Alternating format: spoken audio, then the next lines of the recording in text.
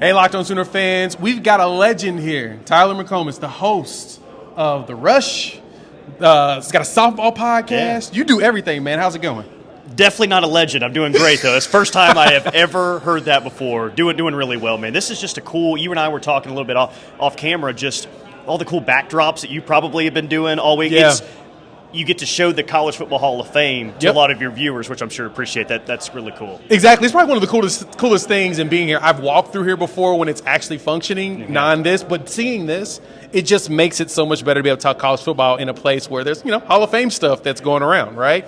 So let's start off with this. Jackson Arnold, of course, came up. Auburn had their time. Jackson Arnold talked about his time in Oklahoma and just kind of how he handled the adversity or whatnot. What did you take away from Jackson Arnold as far as even the growth of him from those conversations? Yeah, I would say overall, pretty impressed with him. I think it would be easy to say that, well, my offensive line was beat up, my wide receivers were beat up, my offensive coordinator was trash last year. If he really wanted to throw OU under the bus or someone, he could have, but he took the high road, and good for him. And I'm not necessarily shocked because he was at SEC Media Day last year, and say what you want about how last year went. I thought he handled today the right way. It's it didn't work out last year. Hopefully it works out this time around. But good words or not, that doesn't change how we're all going to feel when Auburn and Jackson Arnold come to town.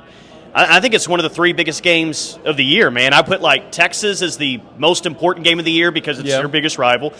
I think I put Michigan because it's the first big game, just where it's at, and this team needs to get some momentum going into the season. Yep. And then Auburn because, I view Auburn as a must-win because you got to protect your home field if you want to be a playoff team. That's your SEC opener. It's all about starting this year with some really good momentum. And you don't want to lose to Jackson Arnold, right? You don't want him throwing for 350, 400 yards up and down the field. So, cool. He said all the right things today. He didn't make anybody mad, but that's not going to change how we feel when they come to town. Exactly. It's going to be – this is a quote-unquote pseudo-rivalry now because of the fact that Jackson Arnold went to Auburn after him being here or whatnot. But no, I think you're 100% correct. He handled it to me in the most mature way you possibly can. Like I said, he could have thrown everybody under the bus and just really railed in on Oklahoma, but he didn't.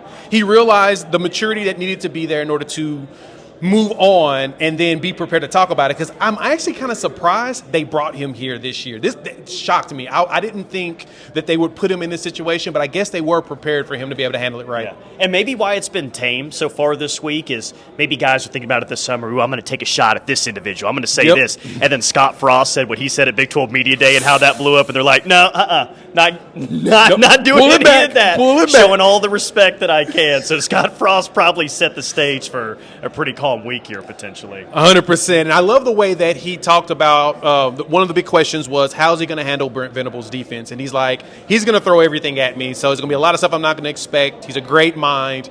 And just the fact that he did bring that mindset into it, what do you think about Brent Venables now calling plays, and how do you think he's going to handle calling a defense against Jackson Arnold? Yeah, I like that Brent's – just the thought of who's been a more successful defensive coordinator over the past 30 years in college football. Well, Kirby Smart, who's here today, was pretty good, right? He's good. He's okay. But we'll see. He's got to prove a few more things. But Brent's right there in that top three group of most decorated, established defensive coordinators and as a play caller. So I like it because – you've got a new offensive coordinator that I think can run that side of the ship. Yes. You've got a GM now who, as we know, when Jim Nagy has kind of taken on the roster management role. The point is that it can be looked at, man, now he's calling a defense. That's a lot on a head coach's plate. And it is, and it really would have been a lot more a couple of years ago. But now that they've got other people in the program to take some of that stuff off his plate, overall, I like it. I know that everyone wanted Jim Knowles, and some were very upset when it didn't happen. But I get it. Sure. Yeah, and the thought of it sounded great. But now that this has really sunk in, it's like, oh, well, the backup option, if you want to call it that, is Brent calling plays. Then I think overall it's going to be a really good thing. And I think that I think Jackson Arnold's right. They're going to dial some stuff up defensively that he's never seen before, just like they did last year against Tennessee, against Nico. Yeah, the offense doesn't turn the ball right back over a couple of times. Yeah. Who knows what kind of game Nico has, True. So I've got high hopes for this defense because I think the defense is going to be good. But here's the deal, man. What if the offense – hold on with me here. I'm going to brace myself here. What if the offense puts the defense in favorable situations this year. Yeah, now you're talking witchcraft here. I know. It happened one time last year. One time. Yeah. And Alabama didn't score a touchdown against them. Nope. They beat him 24-3. And that's what you're looking for. Yeah. And that's the expectation with Brent Venables calling that defense. So you're right. That's a very good point. The defense put this offense in good positions. And I think that's also why I've been very bullish. And everybody here in Locked On Sooners have heard me talk about this nonstop, that our defense won us 6 games. Think about it that way. The defense won you 6 games in the SEC of all conferences, right? So you got your 2 wins. Yet offense dials up and plays more complimentary ball. You finish 8 wins, 8-4, maybe 9. You could sneak another one in there. Or you're not down 10-0 midway through the first quarter, and you're saying, I don't know if we could score twice. How are we going to come back and win this game? Like exactly. If you do happen to fall behind, you feel like you've got a high-powered enough offense to, come back and win. But it's just, I just really expect it to be different this year and a lot better. And I get it, because we take the pulse of the fan base every single day on the show. How do you guys feel? And I know you see them in the comments as well. Oh, yeah. It's just, I think it's really cautiously optimistic is what it is. Which is good. Like, people, I think they believe, and they really, want to believe, but nobody wants to get let down and hurt again, because it just feels like every year where you guys say this or we hear this and we get our hopes up and then it looks like that. I totally get that. Like, I am right with everybody. But it cannot be as bad as it was last year. I refuse to believe it can be as bad as it was last year. That's exactly my mindset, and I tell everybody all the time, everything I always say is barring injury. Right. If you don't have the injury – I mean, John even did a tweet, and it got a lot of attention, and a lot of people were upset. But if Danny Stutzman doesn't get hurt, you probably beat Oklahoma State and Kansas. If you really think about it. Like, it's kind of one of those what-ifs. He was your defensive leader, yes, and he was the one that got everybody straight. And last season, you noticed that you started to see more people take over that reign of it, and Danny could just go out there and be Danny.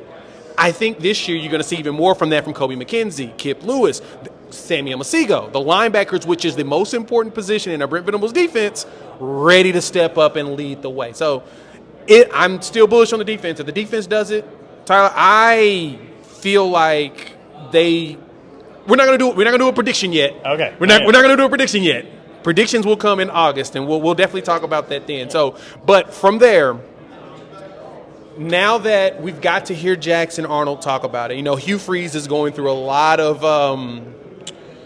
what's the best way of saying this? Scrutiny for his golf game and his bad recruiting. Oklahoma seems to be struggling as well. How do you feel about the recruiting side with the way that Jim Nagy is doing things a little different in comparison to what we would expect? So I totally get what he's saying. It's, look, if we have not what somebody else has, what we have, and I think that the recruiting services do a really good job, right? Agreed. But I think Jim Nagy probably does a better job of evaluating talent. I mean, he should. I would hope that that's the case, right? Kind of why you hired him, right? Kind of why you hired him. So if we view that this 3-star is just as talented as this 5-star, then we're not going to pay as much for the 5-star. I think it all boils down to this for Oklahoma. They got to win football games, man. The negative recruiting that's going on right now, because you've never had to deal with this. Like, No. Jay, I've said this for the past few months, and it's weird to say it out loud every single time. But think about it this way. This is the first time since 1998 a head coach from Oklahoma has entered the year on the hot seat. 1998 would have been the last time John Blake going in that final year, right? So what do you see when you go to all the outlets? Here are the hottest seats in the country. Brent Venables at number 1. Well, dude, we know how negative recruiting works. We know that other teams are going to say, "Really, you going to go there?" The guy's not even going to be there in December. Yep, that is definitely happening. Now, I'm not trying to excuse every single recruiting loss that they've had, because they've had some tough ones here. You did get Bo Bentley, which was huge, man. I almost forgot that he was even on the team. Right. Jake Krell, I think that he's probably going to end up being a part of this class. I think he's really good. Like, you've got some nice pieces, but it's not going to be the top 10 class we're accustomed to on signing day. They got to win football games. And I think that they have a really good year this year, that I think maybe they're in a position to flip some guys in season potentially.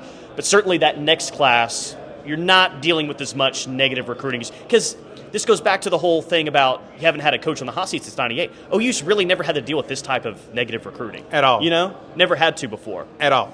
Exactly. And it happens when you have unfortunate circumstances that leads to losses. We didn't have this negative recruiting when we went 10-2 or 10-3 at the end of the year, but you do get that when it comes to the next year going out bad. Tyler McComas, host of The Rush, 3 to 6 p.m. Central Time, correct? Yeah, this Eastern Time thing is throwing me off. Man, Yeah, I am still trying to figure out the times myself. Check him out also on YouTube. What's the name of your channel for? Tyler on OU softball. All OU softball all the time. That's all we do there. It's some good stuff, so check it out. Thank you for joining us. Yeah, you bet, man.